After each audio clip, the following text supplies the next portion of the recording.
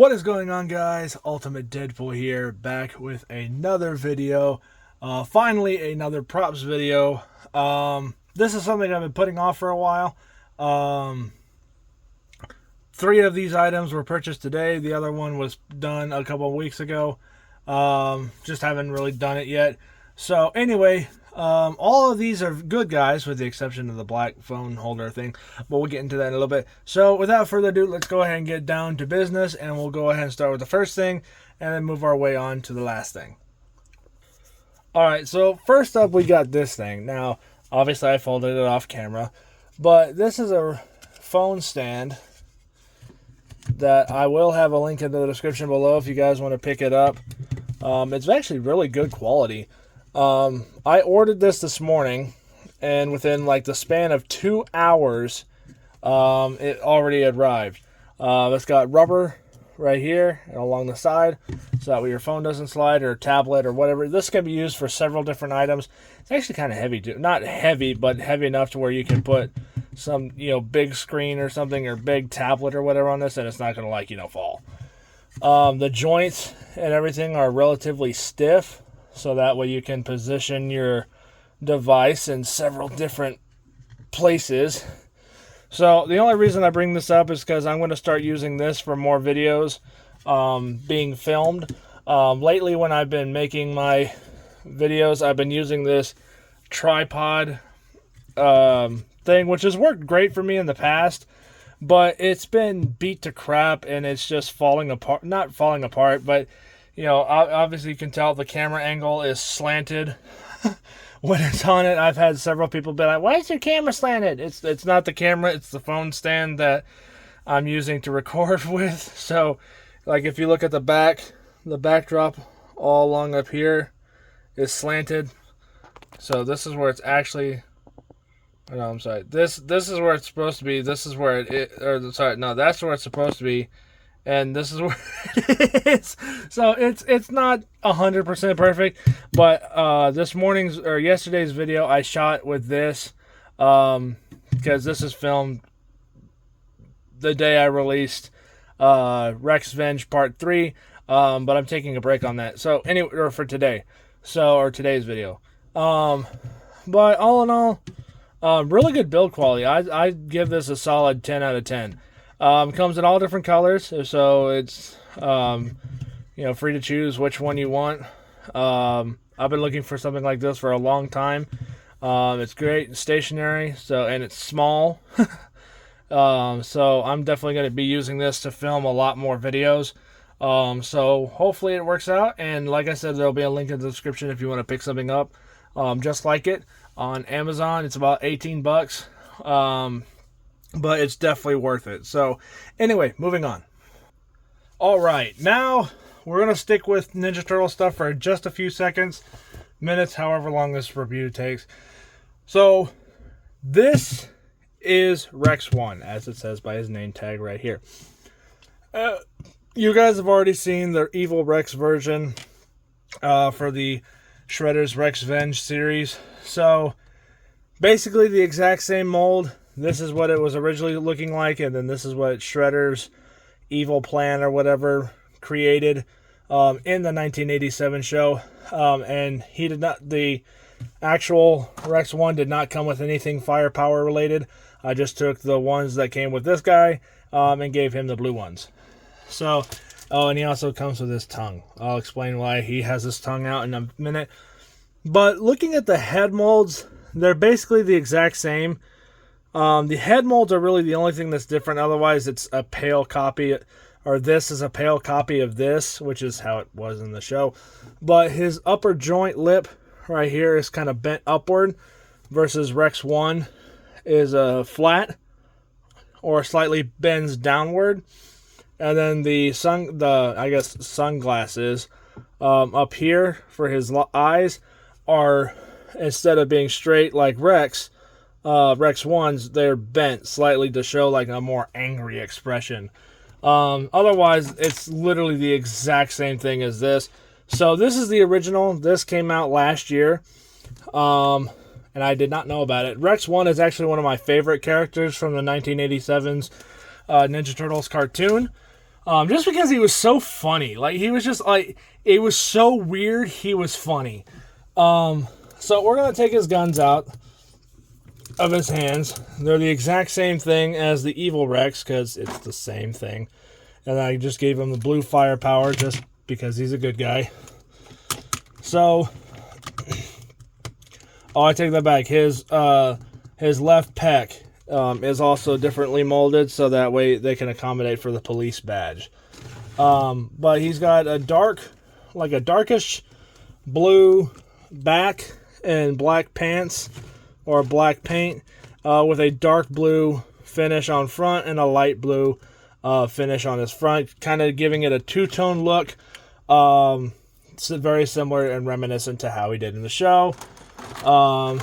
He comes with a can of oil, the remote to control him, and 3 VHS tapes, which is how they fix and save Rex as he's on the verge of dying in that first episode that he appears in. Now, he does have a tongue.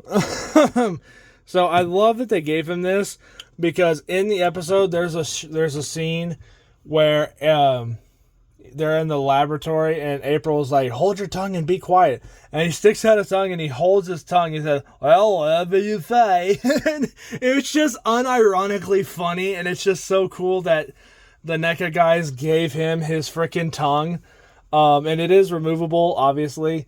So I think that's so fun that they did that in it, like, to hardcore fans that know that line or whatever. I just think that's so fun. And, you know, just like the Evil Rex one, the Evil Rex, you know, his mouth can move and whatnot. His chest plates, you know, flip up and down.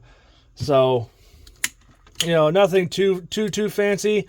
Rex 1 has all but been confirmed for the Rex Venge series, which hopefully is turning out better than I expected. So expect him to show up probably in the next part, because the next part is the Donatello-centric thing. I'm kind of doing it in a way to where each turtle event is happening in a different part, but they're all supposed to be happening at the same time, if that makes any sense. So anyway, Rex 1. He is going to appear in a couple of videos. So look forward to seeing this guy in some future videos. He's got one really fun video I cannot wait to do, but I can't do it just yet. So yeah, Rex 1. Oh, I also forgot to mention Rex 1's box art is freaking awesome. Because there's a scene in the show where he does this exact same thing to Donatello, and Leonardo hits him in the leg, but because of the vibrations of the sword hitting Rex and it does no effect, it like vibrates the crap out of Donatello. And I just think it's so funny that they did that as a joke. And then I don't remember this green guy in the show, but I'm pretty sure he appears in the second episode that Rex shows up in. And then, you know, they got the layer setting and whatnot for the photos down here. Then the Rex 1 showing off his guns and whatnot there. So, I mean, it's a really fun box art. I'm so glad that they continue to make these freaking awesome box arts for NECA, stuff like this. And, you know, it's like from the files of the Pizza Squad. Like, that's just so fun. I'm always a sucker for box art. When it comes to the NECA figures, especially the Ninja Turtle characters that are off-branded like this. I just think they're so fun and so enjoyable. And they're just so classic to me. So, anyway, moving on. Okay, now we've got Marvel stuff. I know, it's been forever since I've done Marvel anything. Or Marvel Legends anything. I think the last time I did it was Marvel Legends Spider-Man Mask. Yeah, that was the last time, I think. Which was like over a year ago. But anyway, so I saw this at Walmart, and it was Spider-Man, and I love Spider-Man. So I'm not the biggest fan of Tom Holland's Spider-Man just yet. He does have potential though, and No Way Home set him up to be a really fun Spider-Man. But to me, Tobey Maguire will always be my favorite Spider-Man, just because he's the guy I grew up with. And looking at the Spider-Man character and the Peter Parker character, in my opinion, Tobey Maguire fits both characters beautifully. So, Spider-Man, Tom Holland Spider-Man. Okay, so like I said, I saw this guy at Walmart, and I'm like, you know what? I don't have a traditional looking Spider-Man figure. The only ones that I have are the Spider-Man Mark III armor from the comic books, and the, I don't know what this is. I think it's the Velocity suit from the Insomniac game, which I love the Insomniac games. I've been wanting to play them. I don't have a PS4 or a PS5. My brother has a PS4, but he can play it whenever the hell he wants because it's his console. And he's offered to let me play it, but I prefer to have a PS5 so I can have the remastered version. Sorry for the people who are like, oh, the remastered version's not as good. It's a face. Who cares? So, anyway, he just comes off as so scrawny and so small. And I get it. It's Tom Holland from Civil War. But it's like, why do you make him so small? Why? Like, I get it. He's supposed to be a kid. But it's like, you look at this, and it's just so small. And you look at this, it's like, oh, this guy's actually can put up a fight. This is cool. But, I get it. It's supposed to be a kid and whatnot. And, it's just when I opened the box, when I saw it in the store, I'm like, okay, that looks a little small. But maybe it'll look bigger when I take it out of the box. No, he is seriously so small. It is funny. So, and yes, Spider-Man, this version of Spider-Man, hilariously died in my last video. And I already know there's probably people going to be commenting, well, technically his spider senses should have protected him, or why the hell didn't he use his web fluid? Okay, well, there's an explanation for that. He got knocked off a building, not even thinking about it. His spider senses did not have time to register said impact. And plus, if his spider senses were that strong, then technically Spider-Man would have been untouchable. If you want to get to that point. Because you could have Spider-Man basically, get, punch thrown after punch thrown after punch thrown, and his spider senses would dodge it, yes. But every so often, quite a bit in the comics actually, and especially the movies, Spider-Man gets hit because his spider senses, they only work so much, and it's just because of, plot and story purposes. But if it was a realistic Spider-Man, then yeah, they would be able to dodge, everything. You wouldn't be able to lay a finger on him because you wouldn't be able to touch him because his senses and whatever are dodging every move. But on the off chance that he's taken off guard, yeah, Spider-Man does get hit. So that's the only reason he fell off the stupid building. And the only reason I didn't make him spin a web and climb up the wall or anything is because it was for comedic purposes. Spider-Man fell off the building because Slash and Raphael fell into him, knocking him off the building for a comedic purpose. It's nothing against Spider-Man, because I'm sure there's going to be people saying that in that video, like, why'd you kill Spider-Man? It's so rude. And that's not the case. It was just for comedic purposes. And who knows? Maybe he's not dead. I don't know. But anyway, I'm rambling on too much about the whole me explaining that. So anyway, all in all, this is actually a pretty decent figure. I'm not the biggest fan of how small it is, but when I need to remember Tom Holland, when he started playing Spider-Man, he was like maybe a little bit older than me, and like me now. So, he's a kid. He's young, and he was not near as built as he is now. Now he's like, and really, not really nice superhero shape, but you know what I mean. He got bigger for the role. He grew into Spider-Man, essentially. But he just this just comes off as so scrawny and so pathetic. Like, it's a good figure. Don't get me wrong. This is amazing. This is a really good figure. I love the head mold. The freaking Tom Holland face, like the sculpting for it or whatever, is like uncanny. Like, this looks exactly like Tom Holland. And like even the eye details like are really good. Like, I don't know if you can see. his eyes all that well. But like that, come on, that looks exactly like Tom Holland. It's just, it comes off as just so small. And it's like, it's no wonder I squashed him like a bug, because he's just so tiny. But he also, like I said, he comes with alternative hands. He's got the fist hands for some reason. So I guess he can fight a little bit. But he's also got the web swinging hands, which is one thing I wish these particular ones did, because they have one fist hand and then one web swinging hand. I wish they had the opportunity. This one had the opportunity. This one does, to where you could switch the hands out and have it either way. But I get why they didn't do this, because this is an old figure. This is a newer figure. Makes sense on why they didn't do it that way. So, but I mean, all in all, this is not a bad figure. To me, it just comes off as way too small. And like, when I picture Spider-Man, yeah, I don't picture somebody that's like, Hulk level jacked, or even Superman level jacked, or even Batman level jacked. But you picture somebody who has, a muscular figure, but not so much that it's like, holy crap, this guy can take down anybody. It's like, oh, you are strong, but you don't look like you should be.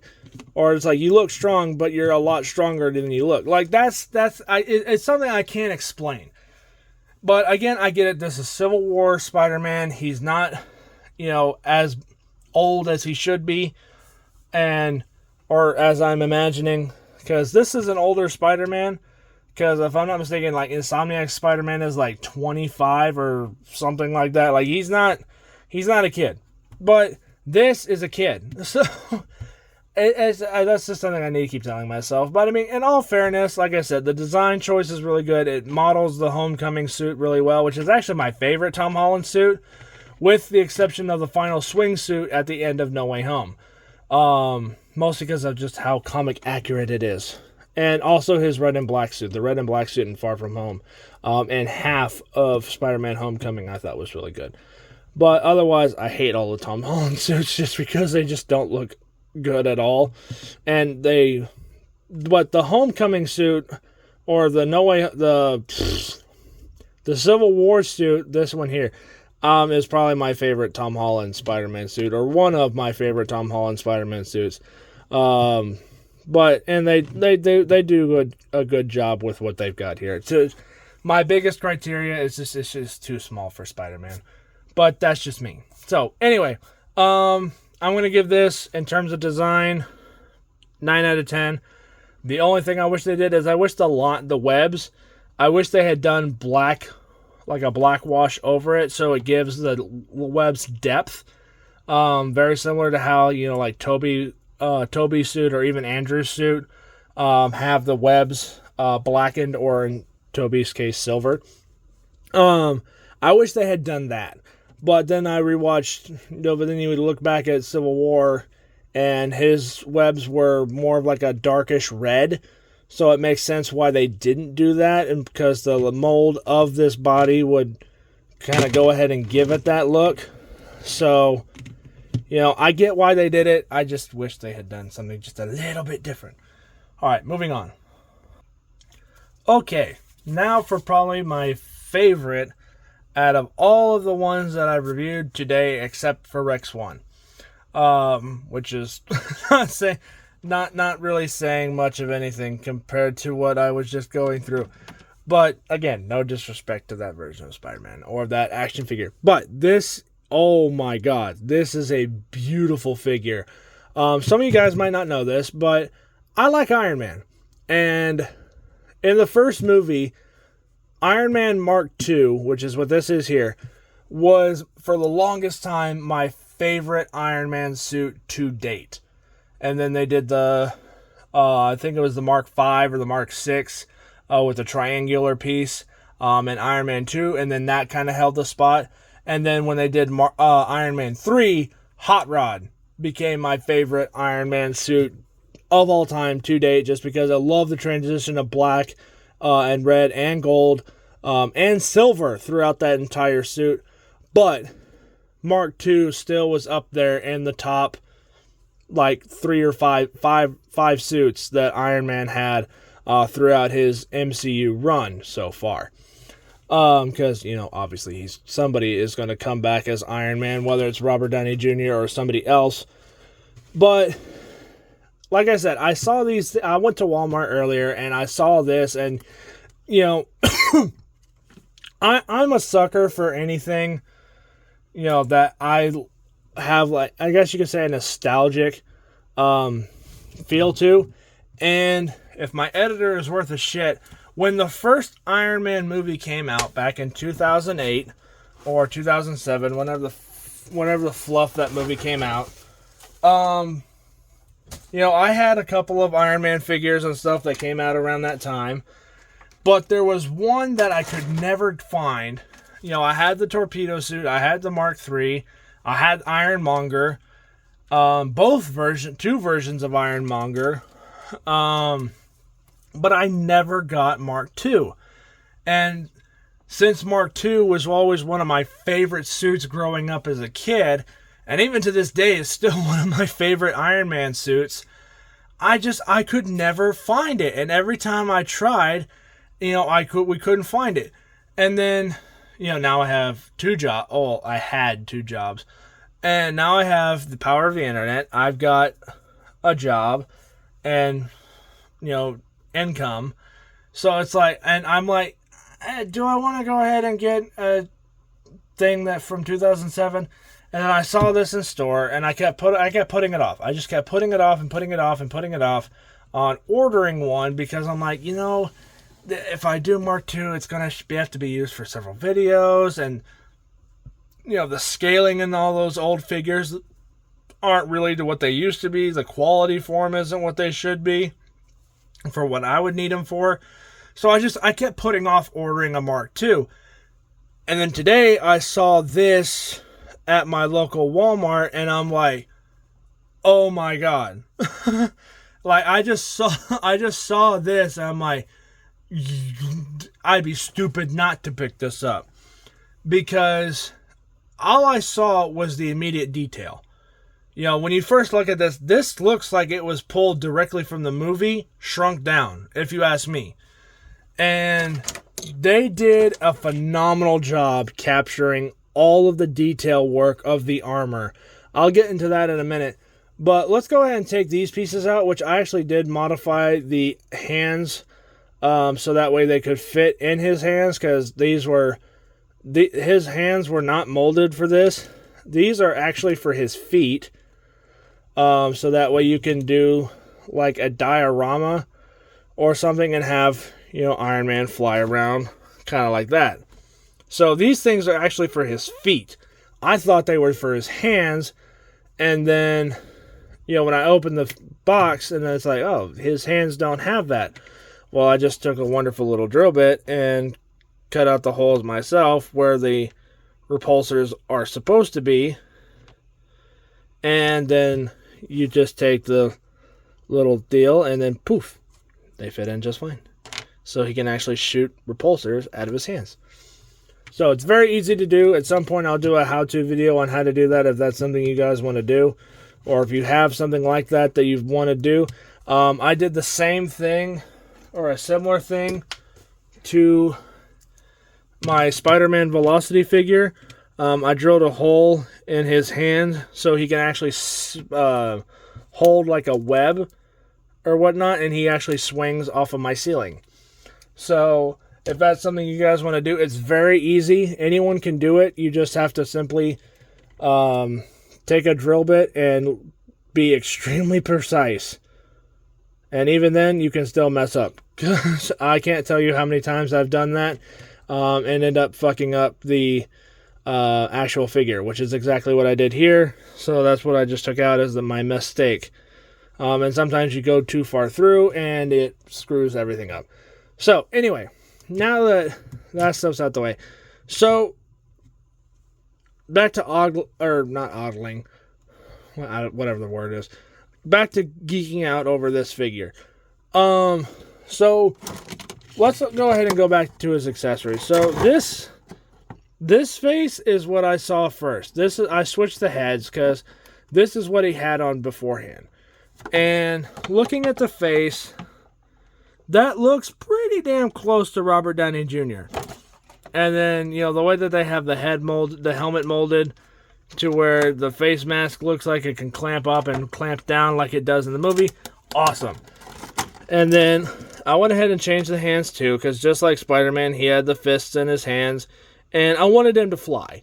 So when I display this thing, so I wanted it to fly, so I went ahead and took the fists off, and I replaced them with his flight hands.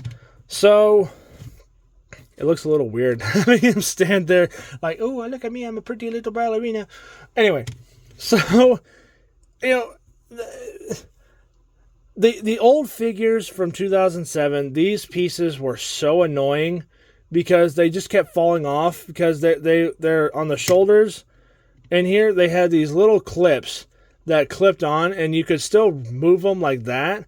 But they were notorious for falling off and getting lost. Finally, we just said, screw it, and we took them off and threw them away. Because they just kept falling off.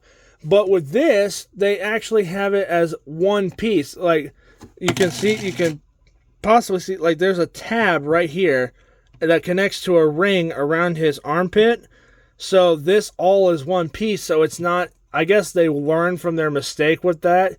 And it doesn't really fall off. And then when you move it, when you rotate his arm around like that, the shoulder piece rotates with it. So, which I think is actually a really good feature, and something that they kind of fixed with a previous flaw. So, getting down to the actual detail work. I'm sorry, I'm bouncing all over the place. So, right off the bat, the helmet, awesome. The helmet mold looks really good. Looks very, very accurate to what it was in the movie. The chest armor up here looks like it was pulled directly off the frickin' screen. Same thing with the back armor. Like, all of this is pulled like directly from, it's like they literally took a 3D model, scanned it, and said, make me a figure. And that's what it looks like. The bolt printing or painting or whatever you want to call this, to resemble the bolts that hold the suit together, look really good. The whole suit's not covered in it, which is what it was in the movie, but they have like the chest up here, the arms right here, you know, along the side of the legs and whatnot. So, I mean, it's still enough to where it's like, okay, this is supposed to be Mark II, even though it's a pure silver Iron Man suit. The upper leg joints are molded like almost exactly like the freaking movies were. Like, dude, this is seriously a freaking awesome and beautiful figure. And I'm going to, at some point, get 2 more of these. So that way I can have his feet boosting and his hands boosting. And I'm going to put him in an awesome, like, test flight pose. With one of those little clear things that hold them up like that, and put it in a display case forever, because this is freaking awesome. Mark II this version of Mark II will show up in a couple of videos. Like, he already appeared in Shredder's Rex Venge Part 3, where he's like, I swear I didn't see anything. And I literally just did that so that way I could keep his hands in. Up there, he's like, I didn't see anything, and he just flies away as a comedic joke. But I mean, this is just such a beautiful figure, and like, I can't get over just how much I like this figure. Like, you know, with Tom Holland's Spider-Man, like, that's one thing. Like, I like the fact that they made it as accurate to the movie as possible. They got all the black stripes, you know, they got the spider webs, they got the spider, they got, you know, even the movable eye thing that they did. They even have that molded into the mask without actually having the mask being able to do that, because that'd be way too expensive for a children's toy. But with this, it's like they took everything that made Iron Man in those early movies and kind of threw it at this and said, make me a figure. And it's just, that to me is just I love it when they do that. So, because I'm not going to lie to you, I always hated Marvel Legend action figures. Like, their props and whatever, like the Infinity Gauntlet, the Spider-Man helmet, the Iron Man helmet, stuff like that, those were great. I always thought those were fun. But I always hated their action figures because they never seemed to reach that quality of, like NECA and stuff like that. They've never reached that quality for me. This is starting to change my mind on how I perceive Marvel Legends action figures now. Because, like I said, when the first Iron Man movie came out, that was Marvel Legends making those figures. And they mass-produced several of them, several different variant suits that never showed up in the movie, because that's just what they did for, toys and stuff back then. They just made random stuff that never appeared in the movie. And, that's fine and all for kids and whatnot, but it's like, the quality of that stuff was just so bad. Like, I remember, like, we had Iron Man Mark III from 2007, and he had this, like, gigantic repulsor cannon thing, and, like, that cannon, the clips sucked. Like, it was constantly, the tabs were always bending.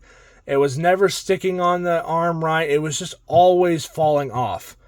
And the legs were so piss poorly molded that, like, with these legs, they're scrawny and whatnot, but, like, and this is about the same, like, thickness that the Iron Man 2007's legs were, but they were, like, always bent out of shape like this, and they always stayed like that. At least now you can have it stand up and the legs are straight. But with the freaking 2007 or 2008, whatever, when hell the first Iron Man movie came out, Marvel Legends stuff back then was just not what it was today. And so I'm definitely going to look at getting more newer Marvel Legends stuff, because their newer stuff is so much better than their old stuff. Like, even the Velocity suit has its flaws, like with the legs and stuff being bent and crooked and, having to straighten them out. I actually had to take a heat gun and straighten his legs out because they were always bent like that, and it never looked quite right. I mean, even then, he still has bent knees and stuff like that. But this is really nice. So, I mean, the legs are straight, the knees are not crooked or twisted. The posability on this is freaking awesome. The display purposes for this are freaking top tier. With the exception of having to drill a hole in the hand so that way he could have, these ignition pieces or whatever firing out just like it's supposed to from the films, and having to get 2 more of these, that's really not that big of a deal, all things considered. All I had to do is just drill 2 holes. Normally, if I do something like this, I have to freaking drill holes. I have to put glue and stuff in certain places. I've got to try to bend the joints and stuff back into place. This, I don't have to do that. Like, I cannot stop gushing over this figure. Like, this is a beautiful figure, and this is seriously going to start changing my mind on how I feel about Marvel Legends action figures, because, like I said, for the longest time, I hated them. Just because they were to me, they just were cheap pieces of shit. And they never really got to that quality of, that's what I was looking for. And, I get it. It's made for children. Kids are going to tear them up anyway. And I get that. But it's just like, for me as a collector, it's like when you go to a store, like there's like 3 or 4 things that a collector always looks for. You look for, especially if you're a toy collector, you look for NECA, you look for Marvel Legends, or you look for DC sideshows or DC Legacies, whatever the hell they call those, their DC lineup stuff, or you look for not Hot Toys, but the other one, I don't remember. But there's like 3 or 4 major brands that, like, cheap collectors like me look for, like, NECA, Marvel Legends, stuff like that. DC McFarlane, or whatever the hell they call their DC stuff.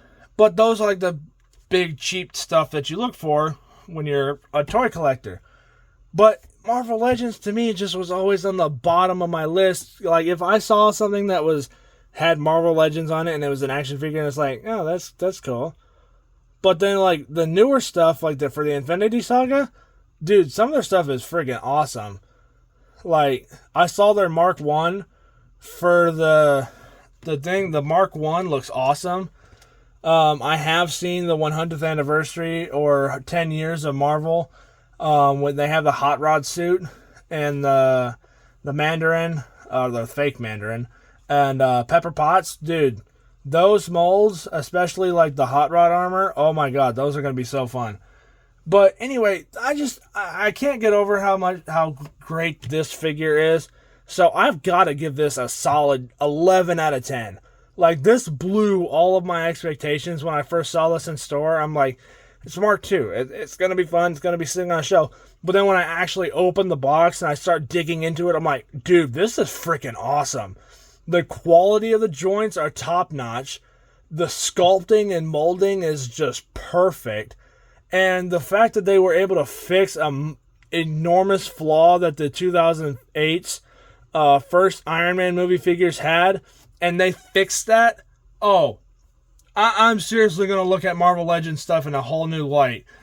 Because, wow, this seriously is going to, like, change my mind on some of the stuff. Now, I grant it, yes, everything is always hit or miss, no matter what you look for. You know? But it's just, like, seriously, wow. I'm seriously impressed with how well this works. Because mine expectations, whatever, blown. This is awesome. So, like I said, Iron Man Mark II's suit is going to appear in a couple of videos. Most likely as a background thing. So it's like if, somebody's talking to Iron Man or whatever, this is going to be standing there in the background, very reminiscent to how it was in the MCU and whatnot. But that's pretty much it for this video. I know I rambled on a lot for Iron Man especially. But like I said, I've always loved Iron Man Mark II. So there you go. Thank you guys so much for watching. I hope you guys enjoyed this video, and I will catch you guys all next time on Ultimate Deadpool. Peace out. You guys are awesome. I'll catch you guys all later. Bye.